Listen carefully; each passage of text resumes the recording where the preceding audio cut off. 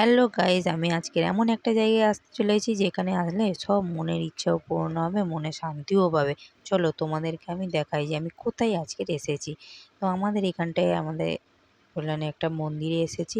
দেখো, রোজ রাস্তা দিয়ে যাই আর মায়ের মন্দিরটাকে দেখি। আর খুব ইচ্ছা হয় যে মাঝে মাঝে মায়ের কাছে এসে পড়ে যাই, কিন্তু সময়ের অভাবে আসতেই পারে না। হঠাৎ আজকে ভাবলাম না, চলেই আসি, মা যেন আমাকে ডাকছে যে আয় আমার কাছে। তাই আমি আর দেরি না করে মায়ের কাছে চলে আসলাম। আর এই দেখো মায়ের মন্দির, মায়ের মূর্তি কত সুন্দর, দেখলে তোমার মনে হবে যেন মা সত্যি এখানে বসেই আছে।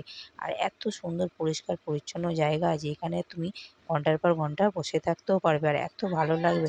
তাই দেরি না করে আমিও তাড়াতাড়ি মন্দিরে চলে আসলাম আর মায়ের দর্শন করলাম, প্রণাম করলাম। কিন্তু পুজো তো দিতে পারলাম না, কারণ আমার তো কোনো স্নান করা হয়নি।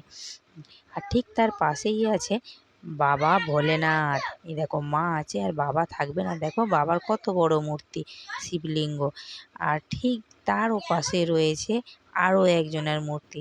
দেখতে থাকো তোমরা, কে বলো তো?